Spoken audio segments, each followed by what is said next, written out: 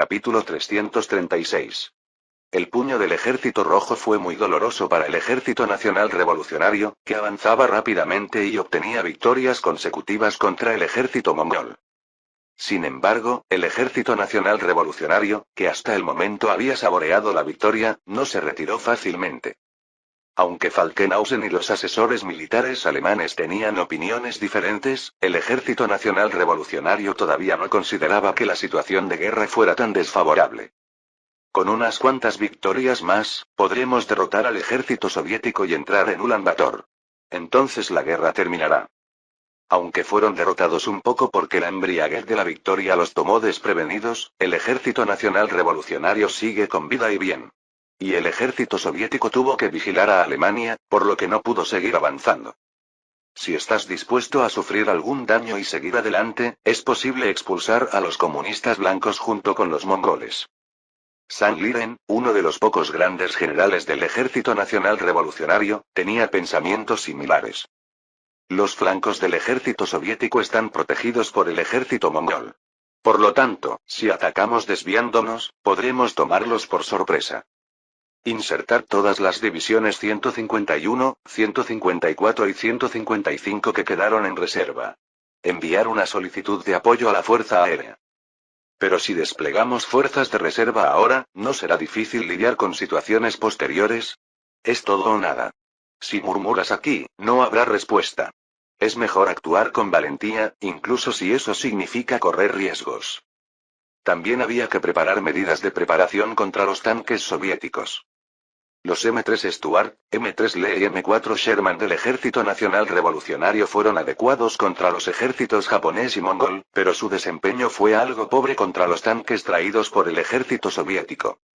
San Liren desplegó Sherman y Super Sherman equipados con cañones principales de 76 mm donados por los Estados Unidos y construyó una sólida línea de defensa con Panzerfaust y cañones antitanque comprados a Alemania.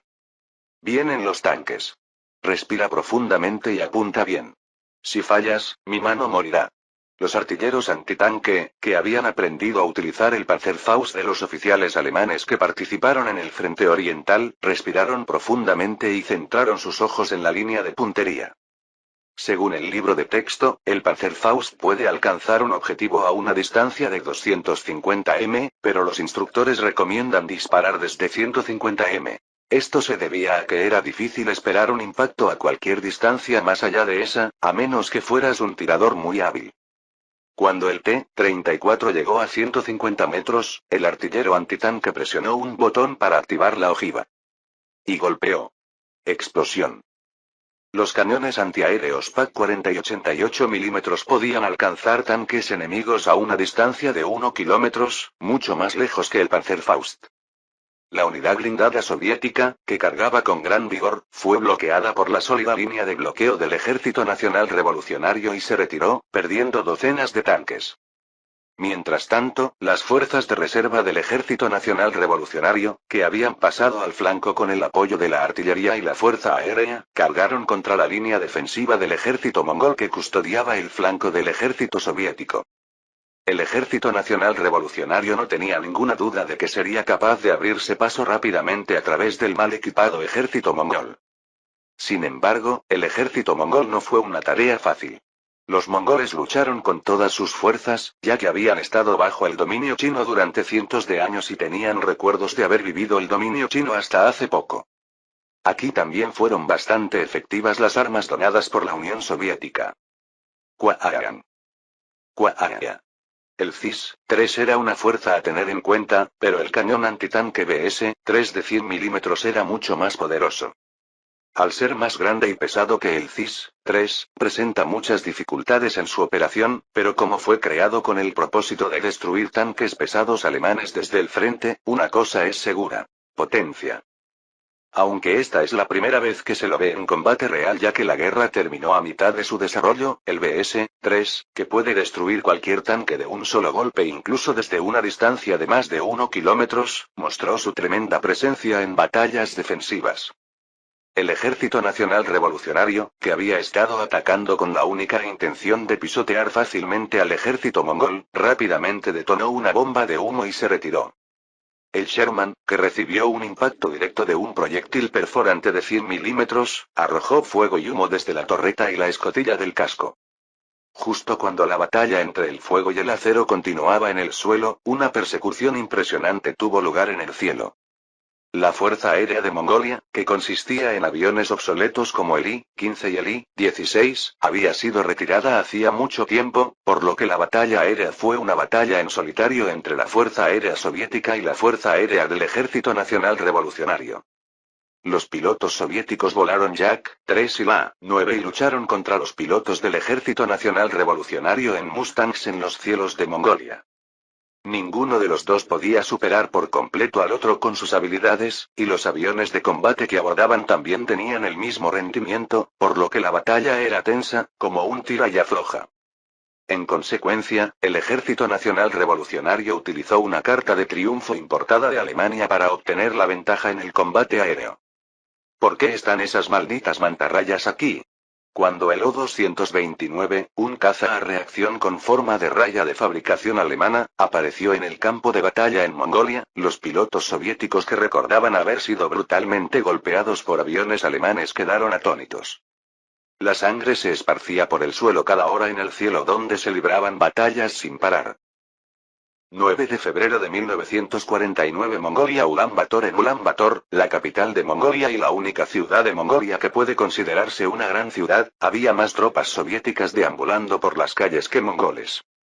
En una ciudad donde se habían erigido posiciones de artillería antiaérea por todas partes en preparación para los ataques aéreos del Ejército Nacional Revolucionario, el comandante en jefe de las fuerzas soviéticas, Budoyi, y el comandante en jefe adjunto Malinovsky se quedaron despiertos toda la noche, escuchando informes del campo de batalla y planeando una estrategia. El impulso de los chinos se ha roto. ¿Por qué no seguimos adelante en este momento? Su postura defensiva no está a un nivel que sea fácil de ver. ¿Qué tal si adoptamos un enfoque cauteloso? La ofensiva del Ejército Nacional Revolucionario fue bloqueada fácilmente, pero sorprendentemente, romper las defensas enemigas no era algo común. Además, la aparición de aviones de fabricación alemana desplegados por el Ejército Nacional Revolucionario era una gran preocupación para ellos. Voroshilov instó a Bundy a poner fin a la guerra lo antes posible, y Bundy lo sabía.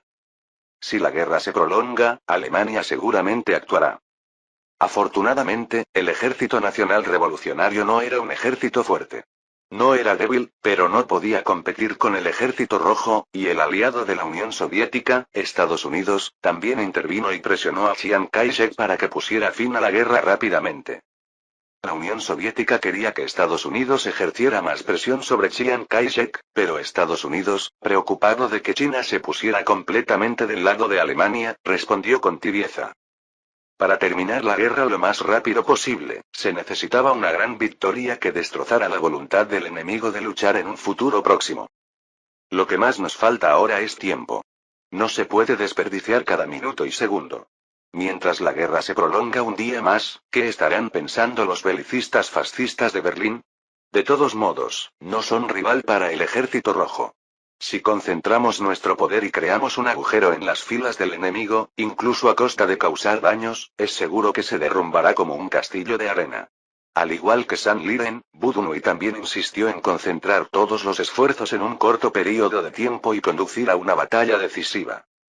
El dictador mongol Urlengin Cheibasan también pidió una batalla decisiva a corto plazo. Quería expulsar lo antes posible a los invasores chinos que habían invadido el territorio de su país, por lo que se puso del lado del argumento de Budunui. Bien. Eso sería mejor que el retraso. Gracias. Debido a los fuertes argumentos de ambos, Malinovsky también cambió de opinión. El plan inicial de Malinovsky era agotar los hombres y materiales del Ejército Nacional Revolucionario a través de una guerra retrasada y luego lanzar un ataque concentrado cuando el impulso del enemigo se debilitara, pero en la situación actual donde el tiempo apremiaba, el argumento de Budunui era mejor. Después de recibir el consentimiento de Malinovsky, Bundy comenzó los preparativos necesarios. Se movilizaron fuerzas blindadas y de aviación desde la retaguardia del lejano oriente y Siberia, y se almacenaron combustible y municiones. Al mismo tiempo, se solicitaron y obtuvieron nuevas armas para contrarrestar los aviones chinos. Mientras tanto, en el frente, la atención se centraba en inducir ataques enemigos y consumir la mayor cantidad posible de poder enemigo. El Ejército Nacional Revolucionario, ajeno a los planes del ejército soviético, continuó sus ofensivas todos los días. Aunque se produjeron varias situaciones de crisis, las fuerzas combinadas soviético-mongoles hicieron bien en bloquear la ofensiva del Ejército Nacional Revolucionario. Mientras los cadáveres de los tanques y los soldados que no lograron atravesar la línea de defensa se amontonaban en capas en el campo, Falkenhausen se reunió con Chiang Kai-shek. 14 de febrero de 1949 Wuhan, China. Señor presidente, permítame ser sincero con usted. La conquista mongola fue un fracaso. En respuesta a la declaración de Falkenhausen, Chiang Kai-shek trabajó sus músculos faciales para controlar sus expresiones faciales. Si Falkenhausen hubiera sido un general chino, lo habrían expulsado inmediatamente de su puesto después de escuchar la reprimenda de Chiang Kai-shek, pero Falkenhausen era un soldado alemán y la persona en la que Chiang Kai-shek más confiaba. Por eso, la sorpresa de Chiang Kai-shek fue aún mayor. El ejército soviético no es un adversario contra el que nuestro ejército pueda hacer algo. ¿Qué tal si firmamos un acuerdo de paz y nos retiramos antes de que los daños aumenten aún más? ¿Qué clase de palabras tan débiles son esas, mariscal? Si no es ahora, existe la posibilidad de ocupar Mongolia en algún momento. Falkenhausen explicó pacientemente paso a paso las razones por las que el ejército soviético no podía ser derrotado. La ruta principal de maniobra está bloqueada por el enemigo y es muy difícil atravesarla incluso con apoyo de artillería y fuerza aérea. Más de la mitad de la munición y el combustible preparados ya se han consumido, y la cantidad restante desaparecerá pronto. Aunque el número de mongoles no es grande, un pequeño número de ellos están librando una guerra de guerrillas y causando caos en la retaguardia del ejército amigo. Además, a pesar de las estrictas órdenes de prohibición, los soldados atacan cada vez más aldeas civiles locales, matando gente y saqueando propiedades. Los generales no tienen el más mínimo esfuerzo ni voluntad de castigar a los soldados que violan la ley militar. Y la Unión Soviética nunca se rendirá. Incluso si nuestras tropas entran en Ulan Bator, el enemigo intentará recuperarla enviando un gran ejército. ¿No haría también Alemania un movimiento entonces? Eso es lo que dijo, pero Chiang Kai-shek no sabía que había pocas posibilidades de que Alemania actuara. Chiang Kai-shek esperaba secretamente que Alemania ayudara a bloquear el movimiento de las tropas soviéticas movilizando a Rusia libre, pero Alemania no había mostrado ningún movimiento hasta ahora. Daily, un colaborador cercano, también informó a Chiang Kai-shek que, a menos que el Ejército Nacional Revolucionario cruzara Mongolia y avanzara hacia territorio soviético y ocupara Vladivostok, Khabarovsk y Ussurisk, la posibilidad de que el ejército alemán se moviera era extremadamente baja. ¿Debemos rendirnos limpiamente, como decía Falkenhausen? Sin embargo, Mongolia era un territorio demasiado grande para cederlo. Si se rindieran y se retiraran allí, no había duda de que China nunca volvería a recuperar Mongolia. Y si se retiran sin éxito incluso después de movilizar tanta fuerza, los señores de la guerra que ya los tienen sometidos levantarán nuevamente la cabeza en alto y tratarán de rebelarse contra las instrucciones del gobierno central. Una vez que comenzó la invasión mongola, Chiang Kai-shek no se rindió ni se detuvo. Y esa terquedad condujo al desastre.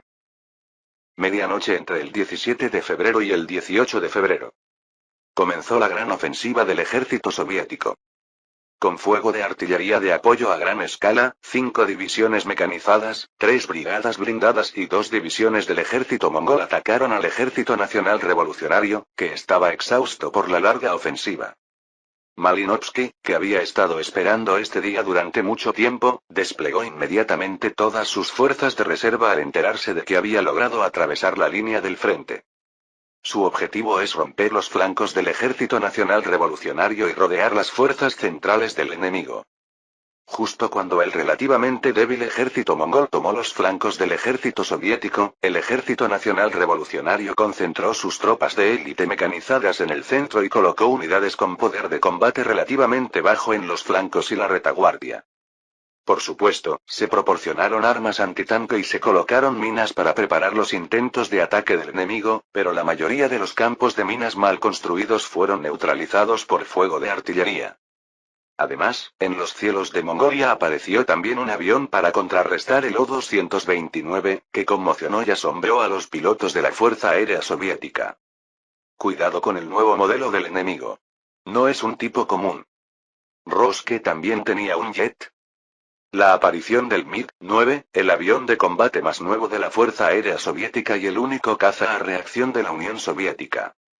La Unión Soviética, que había sido duramente golpeada por los aviones alemanes, dedicó una enorme cantidad de dinero a la investigación de aviones a reacción, a pesar de sus malas circunstancias, en preparación para una guerra que algún día podría ocurrir.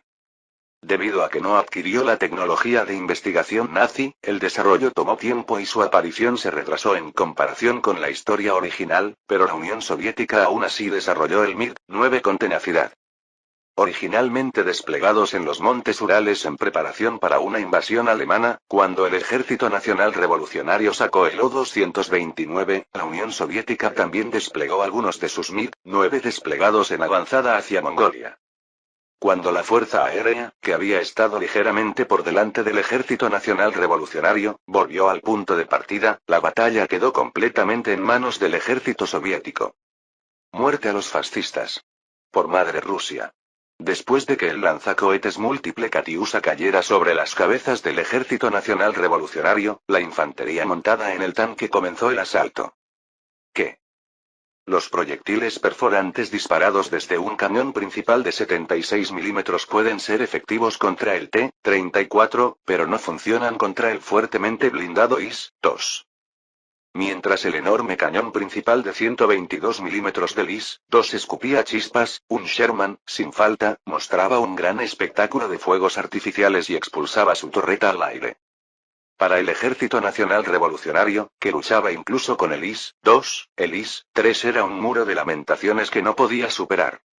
Era posible destruir el IS-2 si se apuntaba al centro exacto o al costado de la torreta, pero el IS-3, cuya torreta y casco entero estaban hechos de superficies inclinadas, ni siquiera era posible. El IS-3, que fue difícil para el ejército alemán en muchos aspectos incluso en los primeros días cuando se producía con prisas y tenía muchos defectos, logró un gran avance al desviar todos los ataques como un ser inmortal. ¿Qué demonios es ese monstruo? Refleja todos los proyectiles. Oye, viene para acá. Jóvenes. Fujin. 3 proyectiles impactaron sucesivamente en el costado de la torreta, pero cuando todos rebotaron, el comandante del tanque Super Sherman ordenó la retirada. Sin embargo, el tanque recorrió menos de 50 metros antes de convertirse en un enorme ataúd en llamas. Pronto, el cuartel general de retaguardia del Ejército Nacional Revolucionario se inundó de gritos de los comandantes de primera línea que decían que la línea del frente había sido violada. Solo entonces San Liren se arrepintió de su elección, pero no estaba confundido. El agua que ya se ha derramado no se puede recoger. San Liren ordenó rápidamente a las unidades de primera línea que se retiraran y reunió a las unidades desmembradas para formar una nueva línea de bloqueo. Falkenhausen también calculó rápidamente qué unidades debían retirarse y a qué unidades ordenar que no dispararan y las puso en acción. Sin embargo, hubo muchos casos en los que los tanques soviéticos pisotearon la línea de defensa antes de que sus órdenes pudieran llegar a la línea del frente. 23 de febrero. Falkenhausen decidió que ya no podía resistir más y decidió retirarse completamente de Mongolia. El Ejército Nacional Revolucionario, que había cruzado la frontera con gran vigor, se retiró a través de la frontera como los restos del ejército. Fue el momento en que el gran sueño de Chiang Kai-shek se desvaneció. Capítulo 337. Chiang Kai-shek sintió que el cielo se caía simplemente porque su gran sueño de recuperar la patria de China se había perdido. Sin embargo, el sufrimiento de Chiang Kai-shek no terminó aquí. 1 de marzo. Después de completar un interludio de reorganización, el ejército soviético cruzó la frontera entre China y Mongolia y comenzó a avanzar hacia el sur. Tenemos que aprovechar esta oportunidad para tener mucho cuidado y evitar que esos bastardos vuelvan a cruzar nuestro territorio. Inspirado por las victorias del Ejército Rojo en Mongolia, Voroshilov comenzó a formular un nuevo plan. A medida que avanzaba la guerra, Alemania no hizo ningún movimiento. Esto significa claramente que Alemania no tiene intención de involucrarse en el conflicto que tiene lugar en el lejano oriente. Sin embargo, descuidar la seguridad fronteriza también es una medida arriesgada, pero si actuamos precipitadamente en este caso, China volverá a codiciar a Mongolia. Eso no sería posible. Debemos aprovechar esta oportunidad para demostrar claramente el poder del Ejército Rojo y evitar que esos bastardos vuelvan a aparecer. Sin embargo, Estados Unidos fue demasiado cauteloso como para enviar tropas soviéticas a China. Estados Unidos solicitó encarecidamente que la Unión Soviética dejara de luchar una vez que el ejército chino se retirara de Mongolia, por lo que la Unión Soviética, que necesitaba desesperadamente la ayuda estadounidense, no podía ignorar la solicitud. El método que se le ocurrió a Voroshilov fue disfrazar el ejército soviético como el ejército mongol. No fue el ejército soviético el que cruzó la frontera, sino el ejército mongol. Mongolia invadió China, no la Unión Soviética invadió China. Incluso si estaba disfrazado de ejército mongol, no significa que un hombre blanco se convierta en un hombre amarillo, y dado que el país guardián de Mongolia en primer lugar fue la Unión Soviética, no hubo vista gorda, pero Voroshilov hablaba en serio. De todos modos, no pidió mucho. Dado que una guerra total con China sin duda sería una carga para la Unión Soviética, el plan era negociar con China dentro de un rango razonable y pretender mostrar misericordia al solicitar que solo una parte de Mongolia Interior fuera entregada a Mongolia. Para el Ejército Rojo, el único camino hacia adelante es hacia adelante. ¡Hurra! Así, el Ejército Rojo, Ejército Popular de Mongolia solo de nombre, comenzó a avanzar hacia Mongolia Interior. Los tanques atravesaron barreras y alambres de púas instalados en la frontera entre China y Mongolia, y el ejército soviético disparó automáticamente rifles AK-47 contra el Ejército Nacional Revolucionario que huía. Como nominalmente eran el ejército mongol, la bandera mongola fue izada en las posiciones y trincheras del Ejército Nacional Revolucionario. Sin embargo, quienes plantaron la bandera eran todos rusos. 6 de marzo de 1949 La nueva residencia del Führer en Berlín, Alemania. Señor presidente. Por favor ayude a China. El embajador de China en Alemania, Ian Whiting, bajó la cabeza con voz desesperada. El gran plan de Chiang Kai-shek para conquistar Mongolia y restaurar el poder de China terminó en un fracaso. Ese momento, habría sido solo una cuestión de orgullo, pero cuando el ejército soviético cruzó la frontera y avanzó hacia Mongolia Interior, Chiang Kai-shek se enfrentó a una crisis a gran escala. Aunque Falkenhausen apenas pudo detener al ejército soviético, no fue fácil detener la ofensiva del ejército soviético porque la mayoría de las fuerzas de élite del Ejército Nacional Revolucionario fueron aniquiladas en Mongolia. Para empeorar las cosas, los caudillos saboteaban abiertamente el trabajo, dando sus propias razones enviando menos tropas o no enviando suministros a tiempo. Como referencia, la Unión Soviética afirma que las tropas que se encuentran actualmente en Mongolia Interior son tropas mongolas y que no hay tropas soviéticas en China. Si vas a atacarlos, al menos deberías mostrar sinceridad. ¿Acaso decir que eres un ejército mongol convierte a los blancos en amarillistas? Chiang Kai-shek también refutó la afirmación de la Unión Soviética dando estas razones, pero como fue China la que inició la guerra en primer lugar, la Unión Soviética ni siquiera escuchó. Al ver que se toman tan en serio lo de decir cosas que ni siquiera un perro que pase por allí creería, supongo que es por la voluntad de Estados Unidos. De hecho, Dewey emitió una declaración anunciando que no permitiría que el ejército soviético avanzara en territorio chino, incluso si se trataba del ejército mongol. En la historia real, así como la Unión Soviética, preocupada por una escalada de la guerra con Estados Unidos, envió a sus propios pilotos a Corea del Norte disfrazados del ejército popular o del ejército chino, era difícil ignorar lo que decía Estados Unidos, por lo que envió sus propias tropas disfrazadas del ejército mongol. En cualquier caso, Chiang Kai-shek se enfrentaba ahora a la mayor crisis desde la guerra chino-japonesa. El ejército soviético podría en algún momento avanzar hasta Manchuria, pero los caudillos estaban saboteando descaradamente sus propios intereses, y si las cosas continuaban así, Mongolia no sería restaurada, sino solo su territorio sería destrozado. Entonces, ¿qué te dije? Te dije que no te preocuparas por bromas innecesarias y que te ocuparas de tus propios asuntos internos. Sin embargo, si la Unión Soviética continúa avanzando hacia el sur y ocupando parte de China, será un dolor de cabeza. Aunque la posibilidad es pequeña, si una parte de China se vuelve comunista o si esto provoca un efecto mariposa y toda China se vuelve comunista, Alemania no solo perderá su mayor mercado para comprar nuestros productos en el futuro, sino que también creará un importante problema geopolítico. Cuánto esfuerzo se ha puesto en promover la amistad entre adicciones, y no podemos detenernos aquí. Al final no tengo elección. Ministro Ribbentrop, póngase en contacto con Moscú. No es necesario que sea una cantidad importante, basta con que sea moderada. Sí, señor presidente. El mariscal Keitel y el mariscal Manstein también deberían partir a Rusia mañana o pasado mañana. Me prepararé inmediatamente. Supongo que tendré que volver después de ver el Kremlin por primera vez en mucho tiempo. Jejeje. Gracias, señor presidente. Muchas gracias. Ian Wikin suspiró, como si ahora se sintiera aliviada. Línea. Hay algunas líneas que necesitas saber. Puedes contarme cualquier cosa. Alemania no puede ayudar a China eternamente. También estamos en una posición en la que debemos prestar atención a la diplomacia.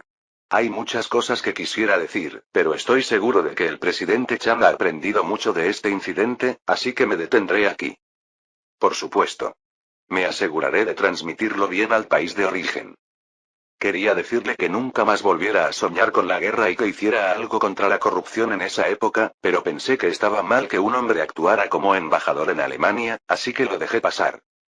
Fue Chiang Kai-shek quien inició la guerra, y es Chiang Kai-shek quien debe asumir la responsabilidad de ella. Las palabras dichas suavemente por el Führer alemán surtieron efecto de inmediato. Menos de una hora después de la llamada telefónica entre Ribbentrop y Taboritsky, Blasov convocó una reunión de emergencia. 2 horas después de finalizar la reunión, el ejército libre de Rusia desplegado a lo largo de los montes Urales entró en modo de entrenamiento. Al día siguiente, el ministro de Defensa alemán, Keitel, y el comandante en jefe del ejército, Manstein, visitaron Moscú y se reunieron con Blasov. Esto por sí solo fue suficiente para que la Unión Soviética ardiera hasta los cimientos. Esos tipos han estado callados hasta ahora, entonces ¿por qué de repente actúan así? De ninguna manera, por un momento. Aún es demasiado pronto para decirlo.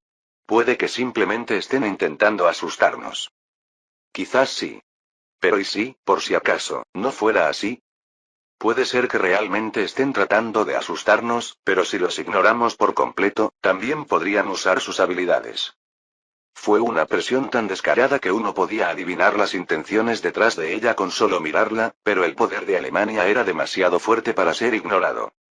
Solo han pasado 5 años desde que la derecha fue evaporada por una sola bomba nuclear lanzada por Alemania. Era imposible para la Unión Soviética, con ese recuerdo aún vívido, ignorar a Alemania incluso después de que hayan pasado 5 años. Alemania debe haber estado almacenando armas nucleares, y si Alemania realmente decide destruir la Unión Soviética, esta no podrá sobrevivir. Piensen los bombarderos de largo alcance alemanes y los cohetes V-3 con un alcance de 1200 kilómetros.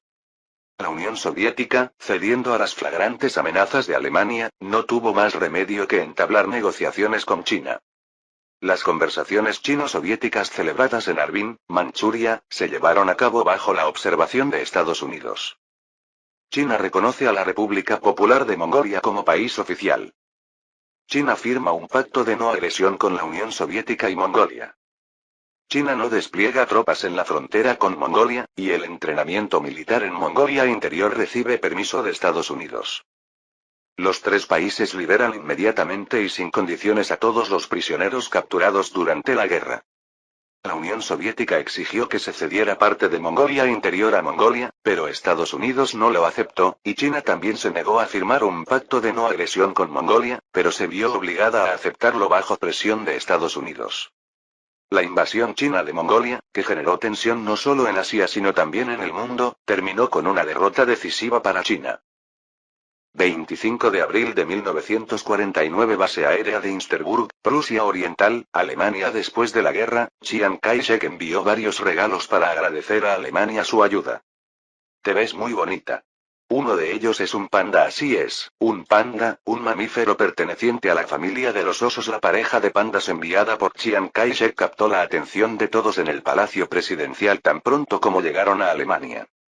¿Cómo puede algo tan grande como una montaña ser tan lindo? Todo lo que hago es comer, dormir y envolverme. Me siento extrañamente atraído por ti.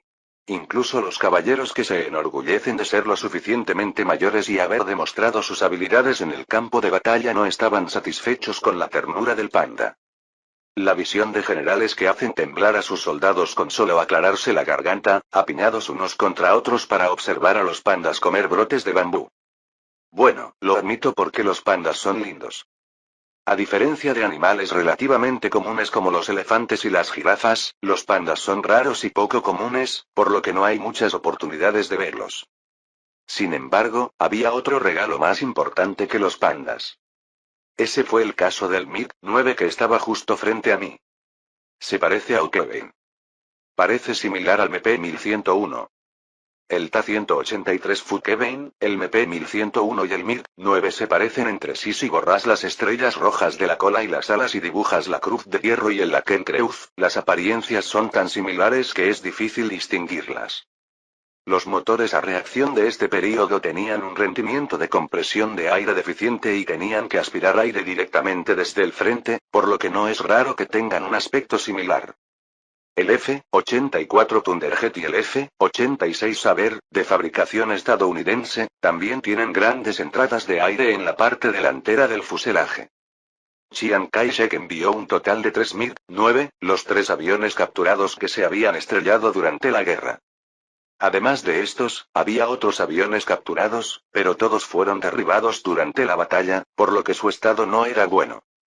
Chiang Kai-shek, quien consideró que no había mucho que descubrir incluso si lo dejaba en su país debido a la falta de habilidades técnicas, nos entregó el avión sin dudarlo. Cuando el MiG-9 llegó a Alemania, nuestros técnicos lo desarmaron, inspeccionaron cada tornillo y descubrieron muchos datos interesantes. Todavía quedan algunos aspectos por investigar, pero para un avión de combate de última generación, su rendimiento no es particularmente destacable. Puede que este haya sido el máximo para los de Roske. En la historia real, la Unión Soviética utilizó varios materiales de investigación, fábricas e ingenieros adquiridos de Alemania después de la guerra con frugalidad para investigar sus propios aviones a reacción. Sin embargo, debido a que perdió la guerra, no pudo obtener investigación alemana. Por lo tanto, la Unión Soviética tuvo que construir el avión utilizando únicamente su propia tecnología, y aunque se completó, hubo varios problemas. En primer lugar, el motor estaba en malas condiciones, por lo que necesitaba ser reemplazado con frecuencia, y no podía usarse en combate real porque era una pérdida de tiempo colocar un gran cañón de 37 milímetros en el centro de la entrada de aire. Esto se debe a que si se dispara, el humo entra en el motor y provoca que éste se apague. Debido a esto, uno de los 3 vehículos quedó completamente destruido y otro vehículo también sufrió daños y actualmente se encuentra en reparación. Entre los datos enviados por el Ejército Nacional Revolucionario, se dice que los aviones enemigos a menudo se estrellaban sin motivo alguno durante el combate, así que creo que ese puede ser el problema. Estáis cometiendo errores que solo cometerían los principiantes. Aún así, los comunistas ya deben haber empezado a corregir el problema. Había 2 cañones de 23 milímetros en la parte inferior del fuselaje, por lo que el combate era posible. El problema es que debido a esa maldita cosa, el fuselaje solo pesa más y no tiene ningún uso en el combate real. Nuestros ingenieros concluyeron que el rendimiento general era compatible con versiones anteriores de Schwalbe, incluso si se ofrecía generosamente. Pero no hay que bajar la guardia. Aunque esté lleno de defectos, todavía se puede utilizar. Si tenemos en cuenta que han conseguido crear un avión a reacción incluso sin él, pronto crearán un nuevo modelo. Lo tendré en cuenta. El RPG-1, que parecía un simple mango unido a un palo, tenía un rendimiento tan deficiente como parecía. Tenía un alcance máximo de solo 70 m, tenía menos penetración que el Panzerfaust y tenía poca precisión y estabilidad. Aparte de su importancia como punto de partida que más tarde conduciría al RPG-7, no es un artículo particularmente digno de mención. Pero el AK-47 era diferente. Este es probablemente el regalo más valioso de China. Está bien. A mí también me parece así. Actualmente, la Wehrmacht utiliza el STG-44, una versión mejorada del STG-39, que en la historia real se habría llamado STG-45, como su rifle estándar. El STG-44 es claramente un producto de lujo, pero el AK-47 era superior al STG-44 en muchos aspectos. Los ingenieros que estudiaron el AK-47 coincidieron en que era difícil creer que los rusos hubieran creado un rifle tan extraordinario. ¿Tanto quieres decir? A mí me parece un STG-39 falso, ¿qué estás diciendo? Aunque a primera vista parecen similares, la estructura interna es completamente diferente. Si me piden que elija entre el STG-39 y el AK-47, elegiré el AK-47 sin dudarlo. Los investigadores encargados de la explicación refutaron inmediatamente las palabras de Green.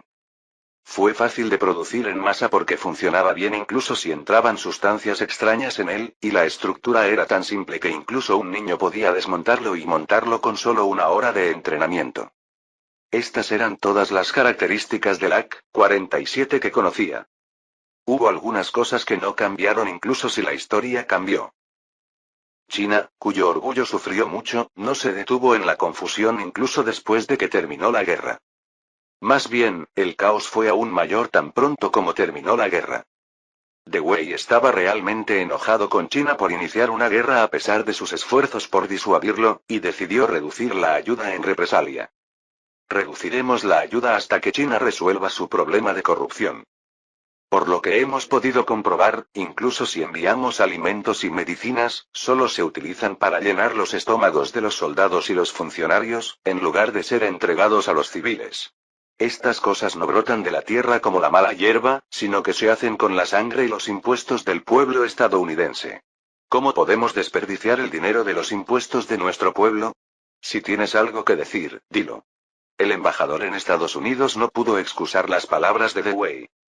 Es poco probable que el problema de la corrupción desaparezca de la noche a la mañana solo porque se reduzca la ayuda. Allá eres un idiota, Chiang Kai-shek. No sabe hacer nada, pero presume. Casi quería que Chiang Kai-shek solo hiciera cosas buenas. Incluso los comunistas ayudan al mundo.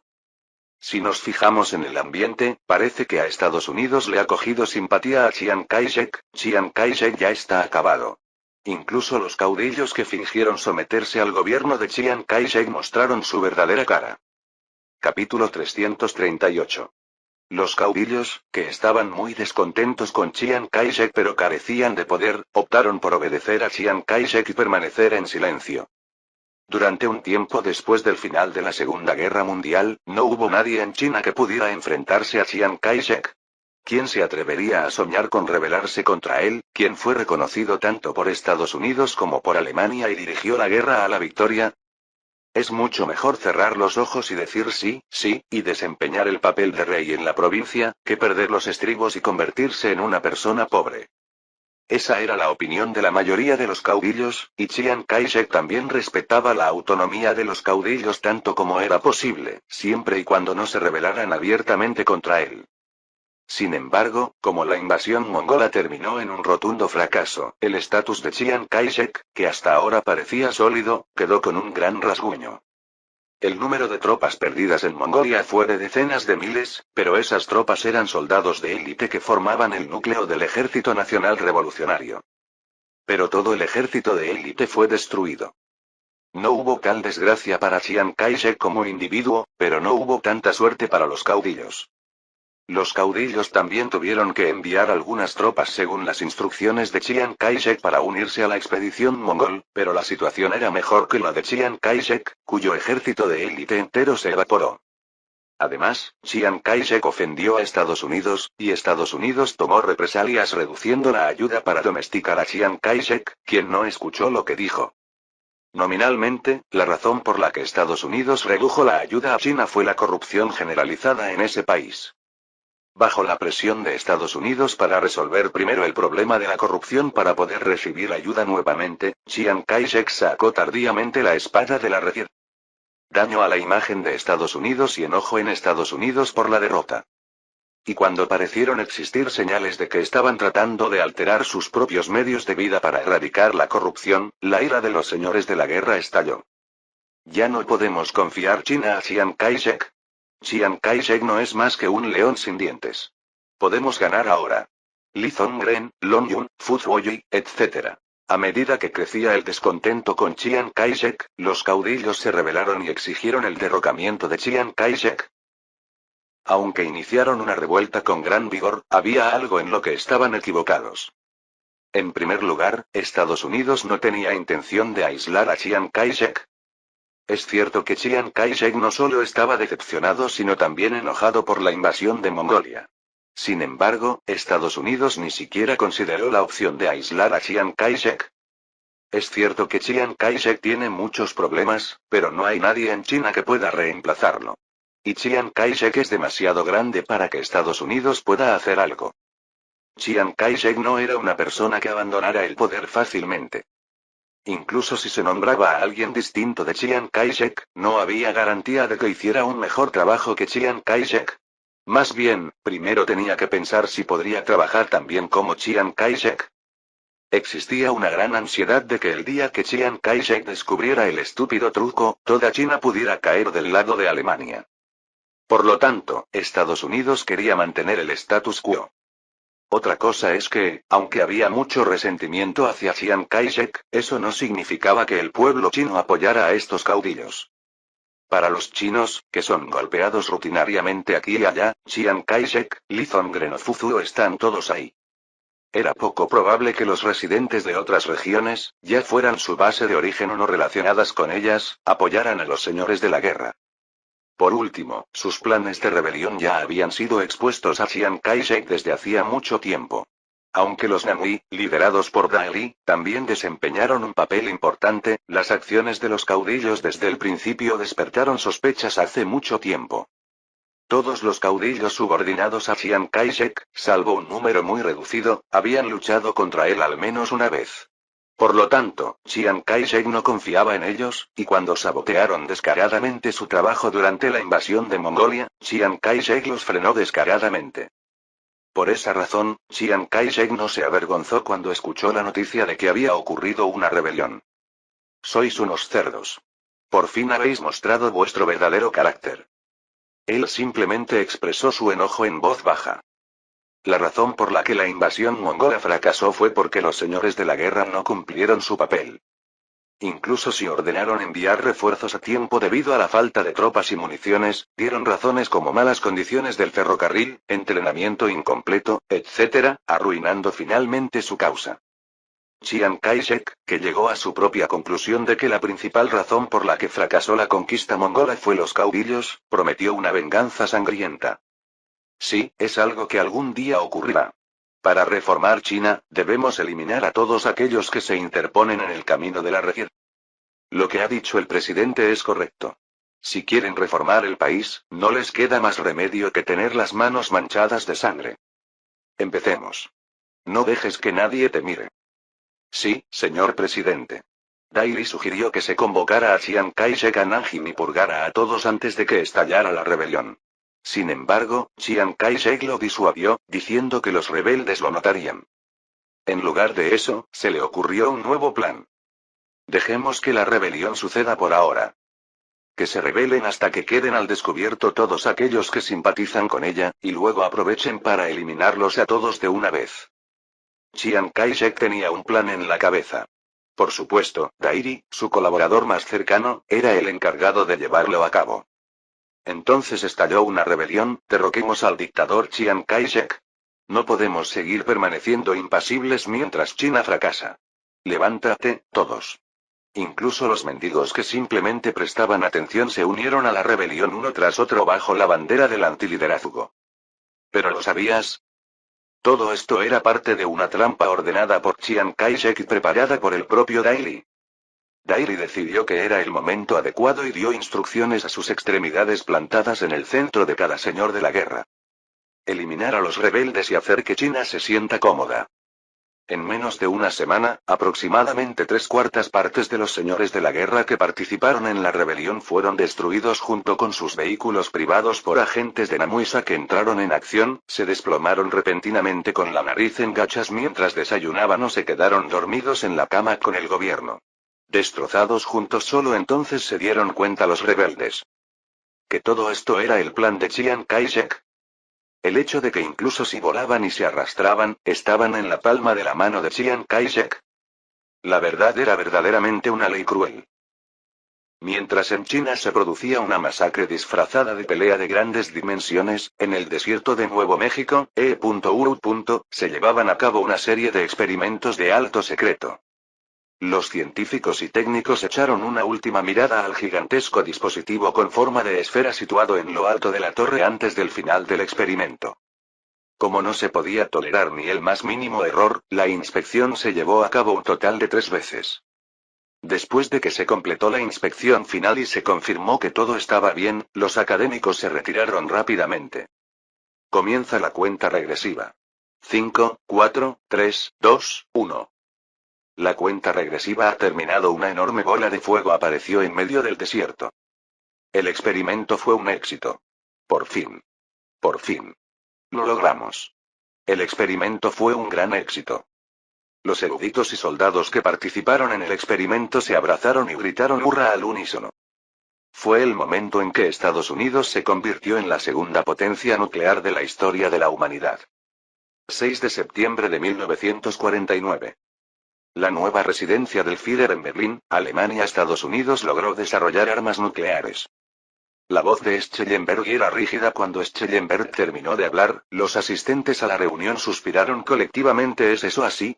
Según los propios Estados Unidos, la fecha en la que Estados Unidos realizó con éxito una prueba nuclear fue el 29 de agosto de 1949. En ese momento, estaba recitando un elogio en el funeral de Richthofen.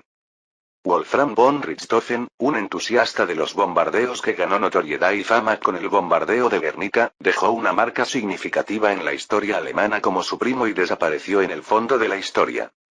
Aún así, dado que los médicos que descubrieron el tumor en su cerebro habían dicho que no viviría más de un mes, Richthofen vivió un poco más. Sin embargo, finalmente cerró los ojos y fue enterrado en el cementerio militar de Berlín en memoria de innumerables ciudadanos alemanes. Junto a su primo, que murió en los cielos del frente occidental hace 31 años. ¿Alguna otra noticia? ¿Sí? Ninguno. ¿Por qué están todos tan sorprendidos? ¿No les dije antes que un día como este llegaría? Sí, ¿verdad? No es positivo que Estados Unidos haya logrado desarrollar armas nucleares, pero es algo que algún día ocurrirá. Pero, ¿no seguimos teniendo ventaja? Estados Unidos solo ha realizado con éxito una prueba nuclear, pero Alemania tiene 500 bombas nucleares. Además, tenemos el cohete V3, que no tenemos en Estados Unidos. Si Estados Unidos, que es incomparable en términos económicos, muestra sinceridad, esta brecha se cubrirá pronto, pero por el momento, Alemania tiene una ventaja sobre Estados Unidos en términos de energía nuclear. A menos que los estadounidenses sean estúpidos, no sabrán esto, por lo que Estados Unidos nunca amenazará a Alemania con armas nucleares ni la llevará al borde de la guerra. Y como nuestros generales prusianos saben que, si estalla una guerra, ambos bandos serán aniquilados, será menos probable que pidan un ataque nuclear contra Estados Unidos si se presenta la situación. No espero hacerlo en absoluto. Y nosotros, Alemania, estamos investigando una bomba de hidrógeno que es varias veces más potente que la bomba atómica. Incluso si Estados Unidos produce más bombas atómicas que nosotros, si creamos una bomba de hidrógeno mucho más potente y la presentamos al mundo, los estadounidenses nunca nos mirarán con desprecio. Y, mientras yo viva, ¿se atreverán a hacernos la guerra? Debes haber visto vívidamente cómo conquisté Europa, ¿verdad? Tienes razón. Mientras viva su excelencia el Führer, Alemania será un país eterno. Incluso los arrogantes yanquis son meros peones ante el liderazgo de su excelencia el presidente.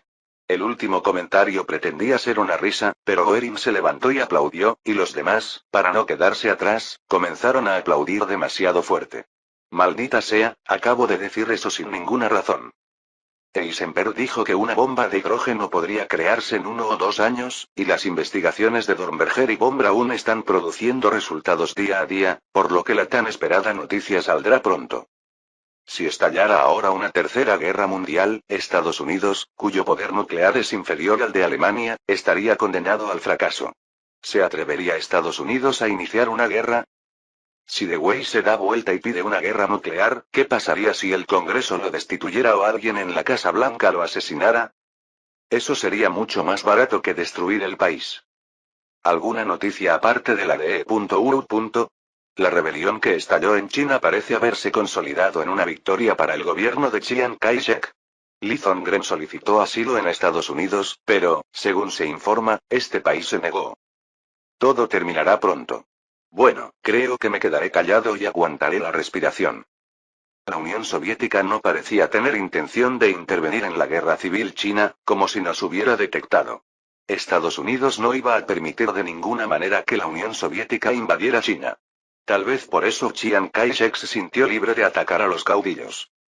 Italia inició la reconstrucción nacional tras el fin de la guerra civil, no fui yo quien la llevó a cabo.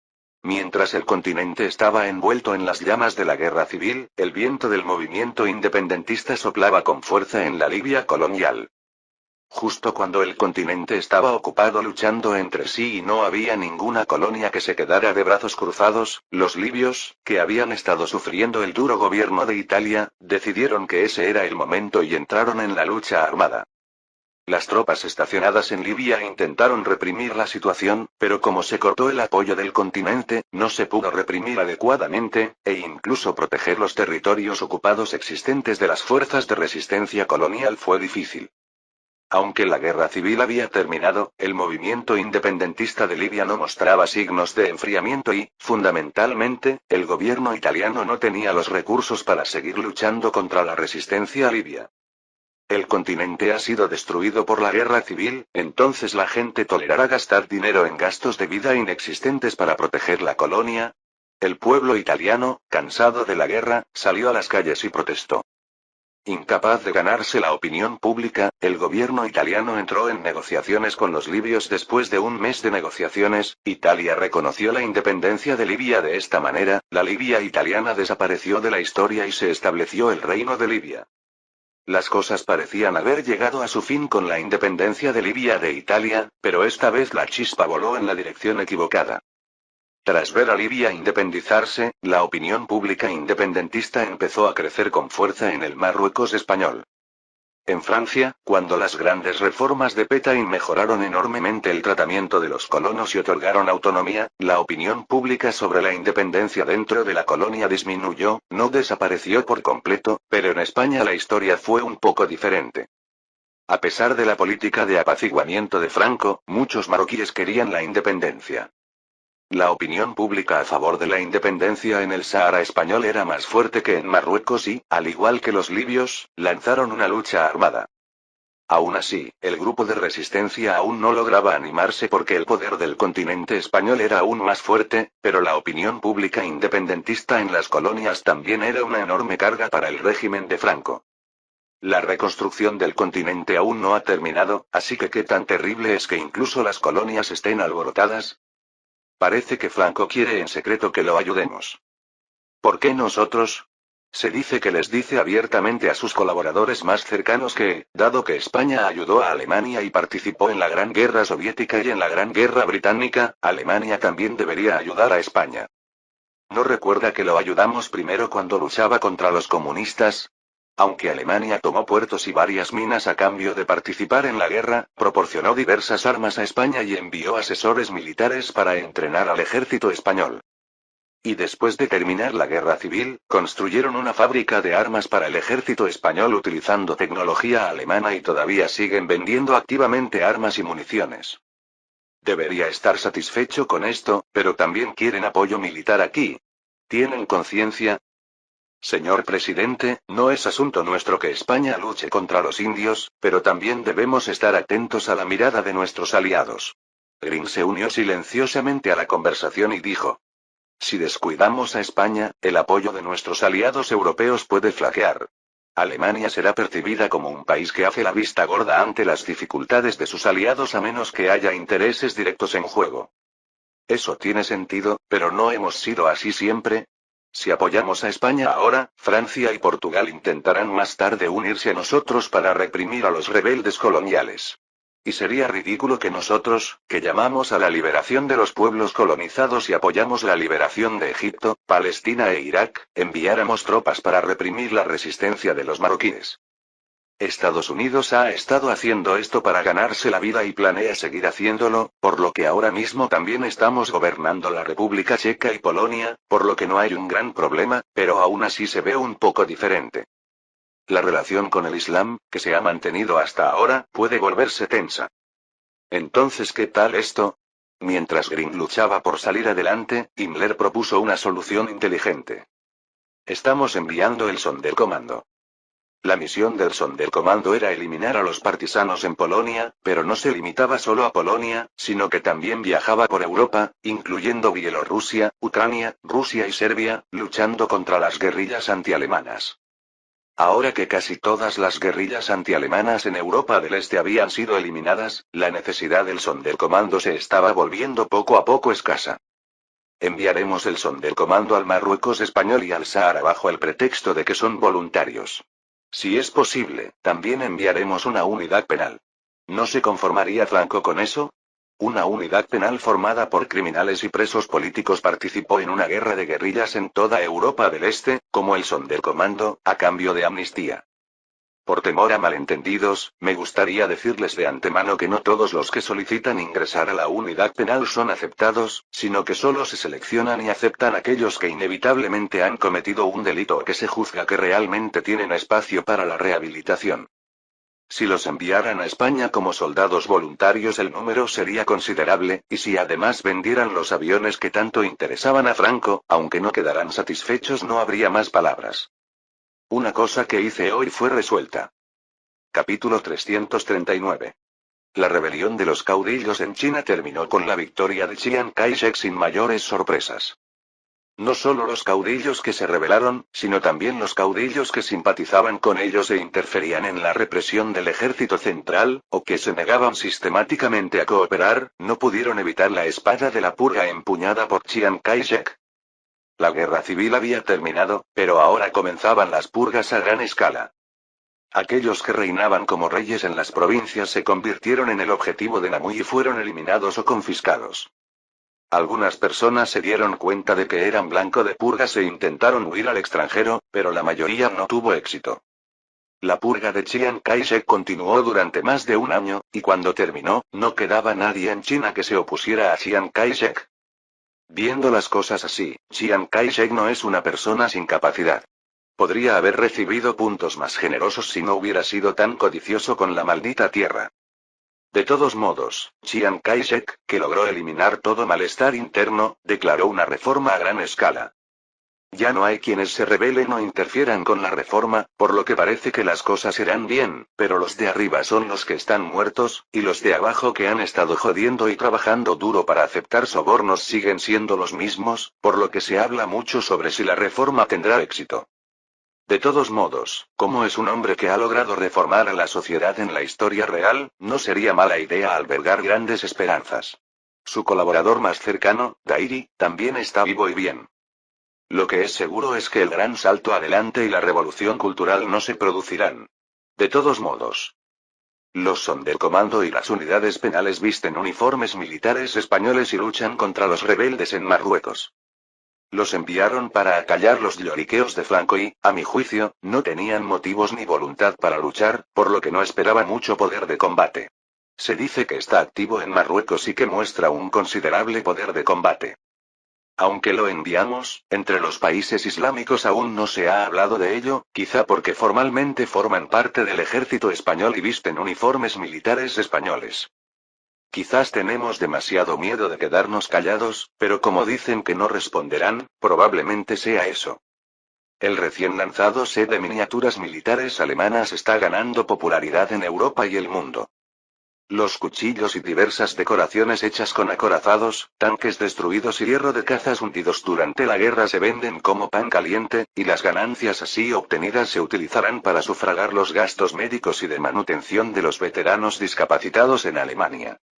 Antes de finalizar el otoño de 1950, el desarrollo del cohete V4 fue un éxito. El alcance del V4 es de 1800 kilómetros, lo que supone una ampliación de 600 kilómetros respecto al V3. Aunque todavía no es suficiente para atacar desde Europa hasta Estados Unidos, el hecho de que el alcance se haya ampliado en 600 kilómetros respecto al V3 existente es un logro notable. Aproximadamente 4 meses después de que se completó el desarrollo del cohete V4, Nietzsche Freud triunfó. ¡Oh! Por fin. En la primavera de 1951, Alemania se convirtió en el primer país en obtener una bomba de hidrógeno. Con esto puedo poner de nuevo en la nariz a esos arrogantes yanquis. Ja, ja, ja. Es cierto, es cierto. Dewey aún no lo sabe, ¿verdad? Si lo descubres, te despertarás de inmediato. La potencia de la bomba de hidrógeno creada por los científicos alemanes liderados por Heisenberg era de 5 mt. La potencia de la primera bomba atómica lanzada sobre UFA, Valkyrie, es de 15 kT, 15.000 toneladas de TNT, y 1 MT equivale a 1 millón de toneladas de TNT, por lo que puedes hacerte una idea aproximada de lo potente que es. Teniendo en cuenta que la bomba de hidrógeno que explotó Estados Unidos en el atolón de Bikini en la historia real fue de 15 MT, la potencia es un poco débil, pero como se desarrolló antes que en la historia real y Estados Unidos en este mundo solo tiene bombas atómicas, Alemania está un paso por delante de Estados Unidos. No hay cambios. Cuando se conoció la noticia de la exitosa prueba de la bomba de hidrógeno de Alemania, la sociedad estadounidense quedó sumida en la conmoción y el miedo. Decían alegremente que ahora tenían una bomba atómica, pero se sorprendieron al ver que en solo un año, Alemania había obtenido una bomba de agua mucho más poderosa que la bomba atómica. Se rumorea que Dewey llamó a la Casa Blanca a los científicos que participaron en la prueba de la bomba atómica y los animó a desarrollar una bomba atómica antes del final de su mandato, pero como lo publicó un periódico estadounidense especializado en trash talk, no es una noticia muy confiable. Sin embargo, es probable que Dewey esté tan harto que esté a punto de morir. Intenta cambiar de posición. Invirtiendo dinero y mano de obra, lograron crear una bomba atómica, pero no pasó mucho tiempo antes de que la otra parte obtuviera una bomba tan poderosa que parecía algo gracioso. Incluso si eres como yo, probablemente no podrás dormir por la noche. Por supuesto, no tengo intención de ir a la guerra con los Estados Unidos, así que di un discurso a la nación inmediatamente después de que se completó el desarrollo de la bomba de agua. Querido pueblo alemán, como líder alemán, me gustaría informarles que hace 2 días, Alemania logró desarrollar la primera bomba de hidrógeno de la humanidad. Permítanme darles una breve explicación de lo que es esta bomba de hidrógeno, aunque dije muchas cosas, el contenido en sí no tiene nada de especial. Las bombas atómicas son poderosas, pero las bombas de agua son mucho más poderosas. Así que no hay necesidad de estar ansioso solo porque Estados Unidos creó la bomba atómica. Porque tenemos una más fuerte. Y no hay manera de que Estados Unidos lance bombas de agua sobre Washington o Nueva York a menos que ataque a Alemania primero. De verdad. En el momento en que estalle una guerra nuclear, la humanidad se enfrentará a la aniquilación total, independientemente de si la guerra se gana o se pierde. ¿Cuál es el beneficio de ganar la guerra en un mundo donde todas las ciudades han sido destruidas y solo quedan cenizas? El humilde sentimiento de logro de ganar la guerra y la euforia de que no queda ningún país en el mundo que pueda enfrentarse a Alemania. Es mucho mejor vivir toda la vida en un mundo pacífico, siendo criticado por cobarde, que convertir el mundo en un infierno para obtener esas cosas. ¿Me equivoco? Terminó su discurso enfatizando que las pruebas de bombas de agua de Alemania eran para defensa, no para invasión. Después de que se informó sobre mi discurso, el New York Times publicó un artículo elogiándome y diciendo que muchos estadounidenses pueden haber respirado aliviados gracias a este discurso. No fue algo que hice para recibir elogios. En cualquier caso, el resultado no fue malo, así que supongo que eso es todo. Tan pronto como lo pensé, algo sucedió nuevamente. Existen muchas razones originales por las cuales ocurren las guerras. Las 3 razones más comunes son el territorio, la religión y los recursos, y hay muchas otras razones, como hacer del propio país un país poderoso, hacer alarde del propio poder cuando ya se es un país poderoso, etc. Aunque hay menos casos que los anteriores, también hay guerras que ocurrieron por razones un tanto inesperadas. Entre ellas, la más destacada es la guerra del fútbol.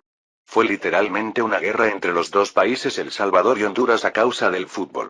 Lucharon durante 100 horas desde el 14 de julio hasta el 18 de julio de 1969, por lo que también se le llama la Guerra de las 100 horas. El término guerra del fútbol tiene una connotación más fuerte, por lo que se utiliza de forma abrumadora. En sentido estricto, la guerra no estalló únicamente por culpa del fútbol. Fue el fútbol el detonante que provocó el estallido de la guerra como resultado de los resentimientos y las disputas acumuladas entre los 2 países. Sin embargo, es absurdo que un partido de fútbol fuera el detonante que iniciara un acontecimiento de tal magnitud como una guerra. Ninguno. Y aunque no es tan grave como la guerra del fútbol, hay otra guerra que es igual de absurda. Guerra de Daegu. De hecho, es difícil incluirlo como una guerra porque no basta con llamarlo guerra, sino que la atmósfera es lo suficientemente grave como para ser casi como una guerra, y como su nombre lo indica, la causa del conflicto es el pescado bacalao, lo que sorprende a la gente. En pocas palabras, los barcos pesqueros británicos siguieron capturando bacalao, que se captura ampliamente en las aguas de Islandia, sin permiso, lo que provocó una disputa diplomática entre Islandia y el Reino Unido y, finalmente, ambas partes movilizaron sus fuerzas navales para enfrentarse. La Guerra de Laegu ocurrió 3 veces. Una entre septiembre y noviembre de 1958, otra entre septiembre de 1972 y noviembre de 1973, y otra entre noviembre de 1975 y junio de 1976. Una vez. En total, 3 veces como esta. La disputa, que se produjo 3 veces en 18 años, terminó con una victoria decisiva para Islandia. El perdedor, el Reino Unido, sufrió un duro golpe para la industria pesquera del Atlántico Norte debido a la disminución de las capturas, y alrededor de 9.000 pescadores y trabajadores de la industria marina perdieron sus empleos, empeorando el ambiente social. Sin embargo, las cosas no terminaron bien para Islandia, el ganador, ya que sus capturas de bacalao disminuyeron y fue mal visto durante un tiempo entre los países miembros de la OTAN por su intento de involucrar a la Unión Soviética durante el conflicto. De todos modos, nunca pensé que este absurdo conflicto ocurrido en la historia se repetiría aquí. Sin embargo, en este caso, no fue tan lindo como la historia real. A diferencia de Groenlandia, que fue anexada por Estados Unidos después de la guerra, Islandia siguió siendo un país independiente. Sin embargo, cuando Gran Bretaña fue ocupada por Alemania, los británicos y los refugiados de otros países europeos, incluidos Francia, Checoslovaquia y Polonia, que se habían refugiado en Gran Bretaña, llegaron a Islandia. Después de la guerra, el número de personas que iban a Islandia para escapar de la dictadura nazi aumentó constantemente. La mayoría de los inmigrantes son checos y polacos. A diferencia de países como Gran Bretaña, Francia y los Países Bajos, que son estados títeres pero aún conservan una cáscara de independencia, aquellos cuya patria quedó reducida a un protectorado alemán y desapareció del mapa eligieron ir a Islandia en lugar de vivir bajo el dominio alemán para siempre. Yo lo hice. Alemania tampoco detuvo la inmigración de aquellos que, si se los dejaba solos, no ayudarían y solo causarían malestar social. Por el contrario, alentó activamente su inmigración, creyendo que su inmigración sería útil para Alemania. El número de inmigrantes europeos que llegan a Islandia ha aumentado de forma constante. La mayoría de ellos pasaron por Islandia rumbo a Estados Unidos o Canadá, pero también hubo muchos que se quedaron en Islandia. En 1951, antes de la guerra, vivían en Islandia aproximadamente 140.000 personas. Por otra parte, el número de europeos que inmigraron a Islandia es más de 500.000. De repente, los islandeses quedaron reducidos a una minoría en el país donde vivían. Islandia, que se convirtió en la primera línea de la Guerra Fría, tenía tropas aliadas estacionadas permanentemente en preparación para la Tercera Guerra Mundial, y los islandeses estaban bajo el control de las fuerzas aliadas. Hubo muchas razones, pero la más importante fue que existía una gran posibilidad de que cooperaran con sus enemigos, Dinamarca y Alemania. Joder, no sé si esto es Praga o Varsovia. Esto es Reykjavik. Ni siquiera puedo moverme libremente en el país donde nací. ¿Cuántas veces hay inspecciones? Control aliado. Y aumento de la inmigración. El descontento de los islandeses siguió acumulándose. Algunos residentes que se sintieron hartos de esta realidad emigraron a su país natal, Dinamarca, pero la mayoría permaneció en Islandia. ¿Por qué dejé el pueblo donde nací y crecí? Si ellos tienen que irse, que se vayan esos tipos. Islandia, que se convirtió en un país independiente, tenía su propio gobierno y constitución, pero solo existía hasta cierto punto, y los gobernantes reales de Islandia eran las fuerzas aliadas y el ejército de los EU. Que constituían la mayor parte de las fuerzas aliadas. Estados Unidos distribuyó grandes cantidades de suministros excedentes al pueblo islandés para ganar su apoyo, pero estas medidas no fueron suficientes para cambiar la opinión de los islandeses. Mientras los problemas se acumulan dentro de Islandia, también han surgido nuevos problemas fuera. La causa del problema es la EU. Los pescadores británicos de la isla de Gran Bretaña llegaron a las aguas de Islandia para pescar.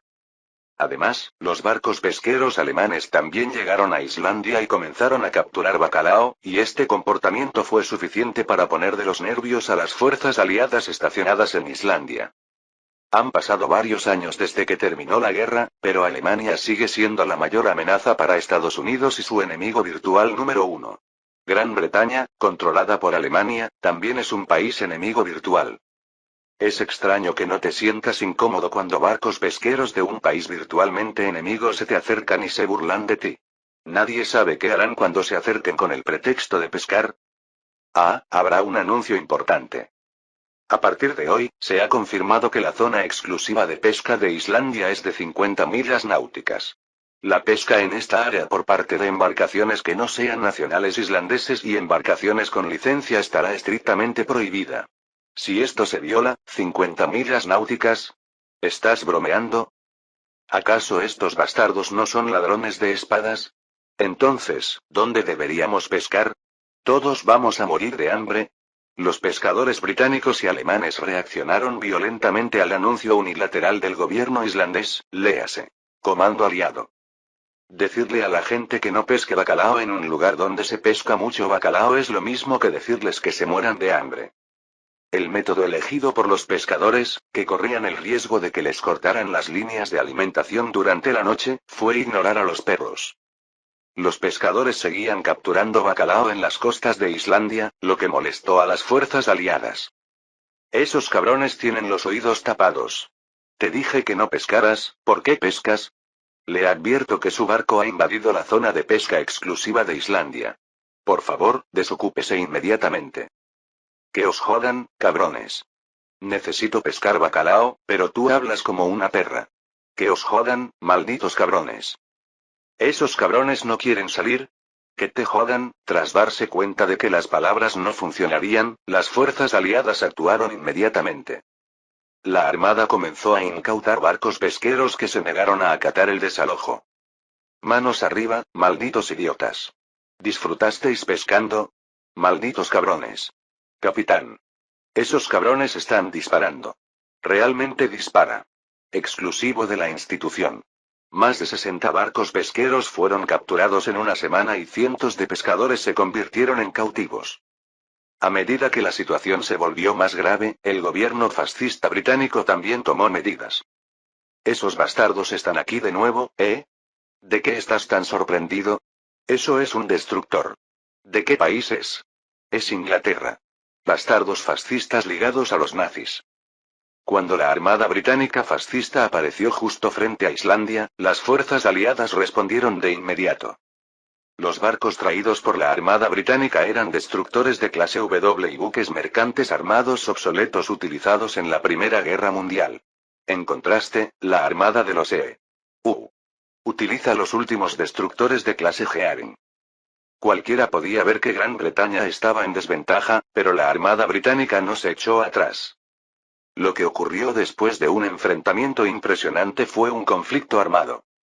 La Armada estadounidense abrió fuego contra la Armada británica, que se negó a desalojar, y para no quedarse atrás, la Armada británica también abrió fuego. El resultado de la batalla, que duró unos 10 minutos, fue el ataque de un buque mercante armado británico. El barco enemigo se está hundiendo. Bien. ¿Qué sabor tiene, bastardos del té negro? Al ver el buque mercante armado hundirse en el Mar del Norte, la Armada de los EU confió en la victoria. Pero pronto la confianza se convirtió en asombro. Es un torpedo. Cuando el buque mercante armado del país se hundió, un destructor de clase W disparó un torpedo. El destructor, avergonzado, intentó evadirlo apresuradamente. Sin embargo, el resultado fue un éxito. Afortunadamente se evitó el hundimiento, pero el hecho de que el nuevo destructor de la armada más grande del mundo fuera atacado por un viejo destructor fue bastante humillante. La batalla accidental entre las potencias aliadas y las potencias del eje tuvo enormes repercusiones. Capítulo 340. 11 de diciembre de 1951. La nueva residencia del Führer en Berlín, Alemania. Oh mi cabeza, a 2 semanas de Navidad, Europa vuelve a estar en alerta. Y eso es solo por Daegu. ¿No es curioso que el pescado me enferme? Yo también lo creo, pero Gran Bretaña es sincera, señor presidente. Y no podemos ignorar esto.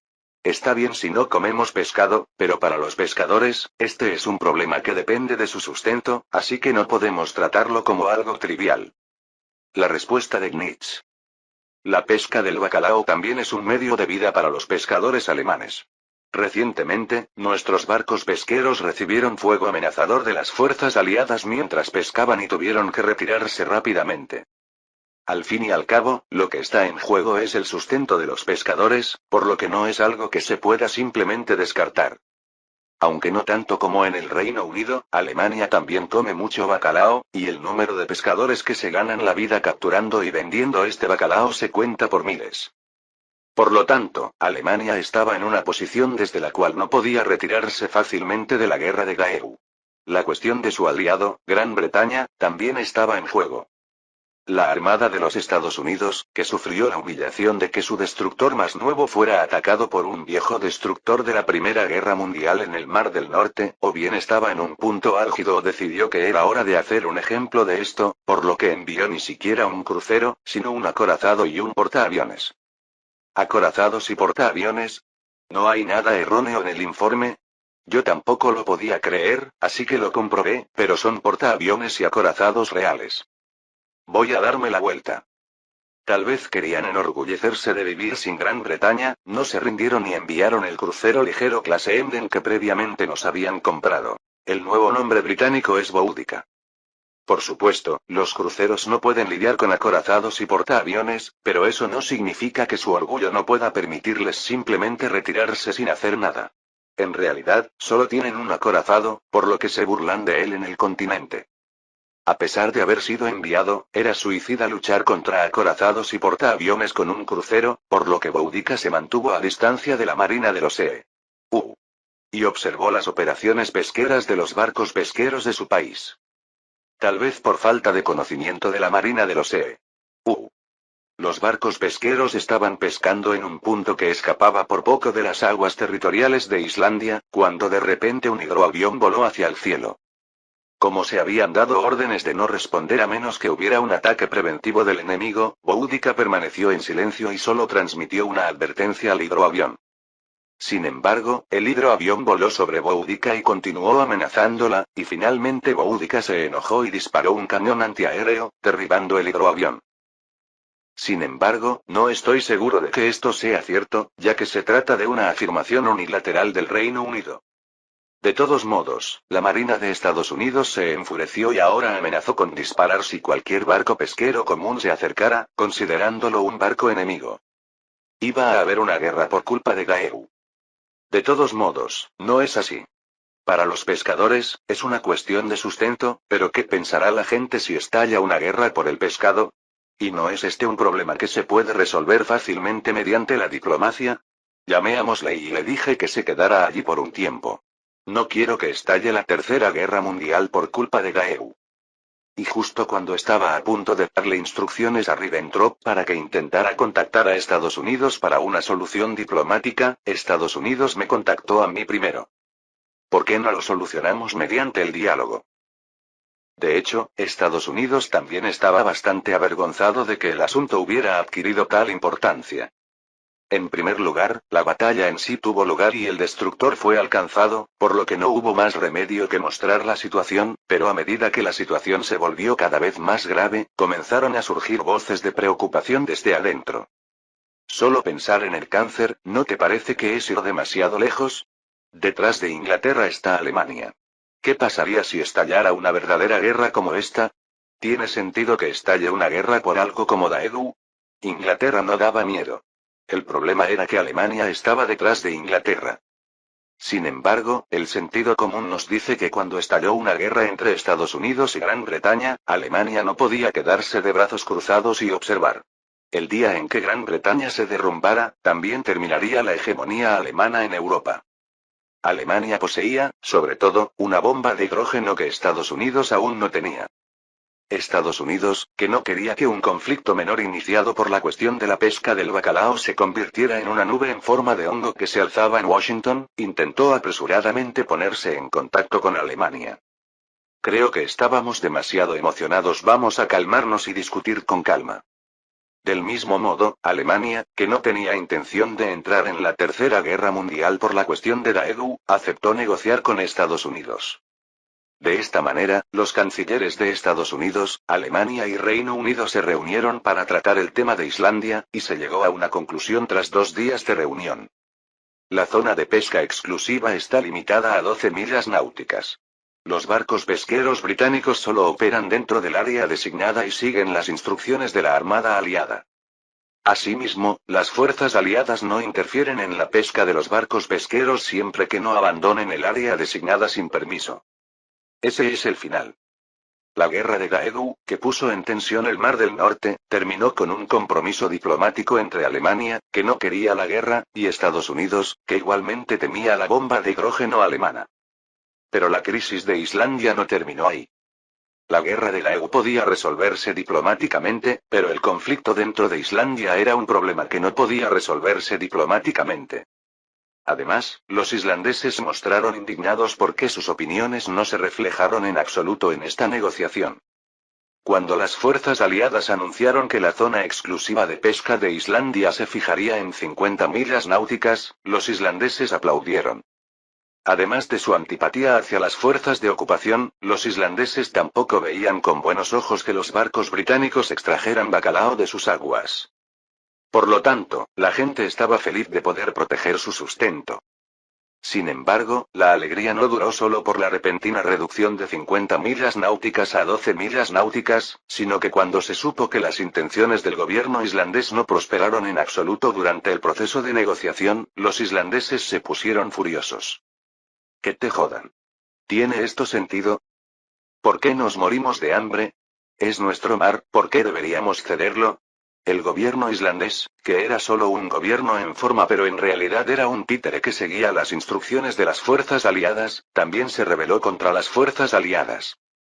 Aunque ya no es posible romper las negociaciones y volver a hacerlo, las demandas que no se habían atrevido a hacer por preocupación por las fuerzas aliadas fueron entregadas a las fuerzas aliadas. Transportar a los extranjeros que viven en Islandia fuera de Islandia. Relajar las restricciones a los viajes y la residencia de los islandeses. Se proporcionará una cierta cantidad de dinero para ayudar a los pescadores islandeses a mantener sus medios de vida. Voy a aprovechar esta oportunidad para hacer un gran alboroto al respecto. ¿Qué piensa esta gente de nosotros? Los aliados no tenían intención de acceder a las demandas de los islandeses. También calcularon qué hacer con una población de solo unos 140.000 habitantes, pero esta vez, el cálculo fue erróneo. Cuando sus demandas fueron ignoradas, la ira de los islandeses llegó a un punto crítico y tomaron medidas. Nuestra tierra es nuestra. Islandia para los islandeses. Salid de Islandia. Repito. Disolución inmediata. Lo que estáis haciendo ahora es un motín. Salid de nuestra tierra. Yankees, fuera. Islandia para los islandeses. La protesta más grande en la historia de Islandia se celebró en la capital, Reykjavik. Los militares bloquearon la carretera y dieron órdenes de dispersarse, pero en lugar de responder, la gente reaccionó violentamente, lanzando piedras y bombas incendiarias. Pronto las protestas se extendieron por toda Islandia. 24 de diciembre de 1951, Casa Blanca en Washington, D.C., Estados Unidos. Aunque era una Nochebuena sagrada, Dewey apenas podía sonreír o disfrutar del espíritu navideño. Justo cuando crees que finalmente puedes recuperar el aliento, ocurre otro accidente. Los miembros del gabinete expresaron en silencio su conformidad con las quejas de Dewey. Cada día que pasa, ocurre un nuevo incidente o accidente. Por eso no pude dormir tranquilo. Las protestas de los islandeses no daban señales de calmarse. Intentaron dispersarlas movilizando a los militares, pero esto solo intensificó la ira de los islandeses, y el gobierno islandés también pensó que era hora de cumplir con sus demandas o de lo contrario las protestas continuarían. Había una amenaza.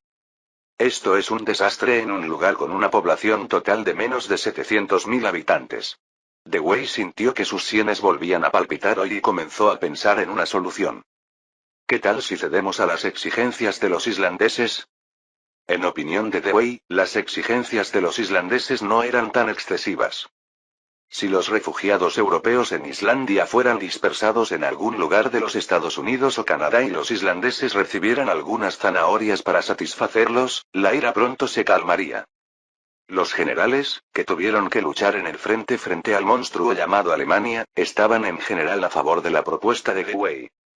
Si mañana estalla de repente una guerra con Alemania, no podremos luchar con tranquilidad si estamos sumidos en el caos interior. Pero si aceptamos todas esas demandas de inmediato, podremos hacer más demandas más adelante. Las restricciones a los viajes y a la estancia de los islandeses deben mantenerse. No debemos olvidar que hace apenas 8 años los islandeses luchaban con el apoyo de los nazis. Así es. Todavía tenemos que controlarlos fuertemente. Y aumentemos el apoyo. Ya brindamos suficiente apoyo al pueblo islandés con el dinero de los contribuyentes estadounidenses. Pero no os conformáis con eso y os añaden más dinero. En el futuro pediremos que cada casa tenga su propio coche. Los miembros del gabinete se opusieron a la propuesta de Dewey. En Islandia continuó la confusión mientras se debatían los pros y los contras.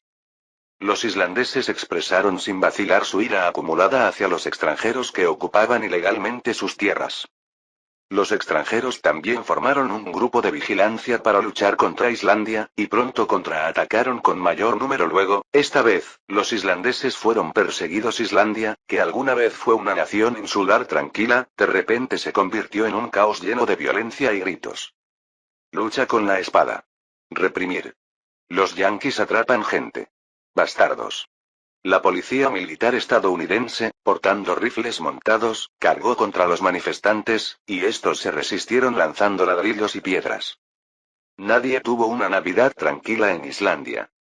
Los soldados, que esperaban ansiosos el pastel de Navidad y el pavo asado, tuvieron que pasar la noche con los ojos bien abiertos, bombardeados con piedras y aguas residuales por los manifestantes después de haber comido sus raciones de combate. En lugar de sentarse frente a una estufa caliente y contar historias sobre el trabajo sucio, los manifestantes fueron recibidos con porras por la policía militar. Le rompieron la cabeza con la culata de su arma y sangraba profusamente. Mientras Islandia estaba sumida en el caos, los barcos pesqueros británicos y alemanes abandonaron la zona designada y capturaron bacalao en las aguas pesqueras exclusivas de Islandia.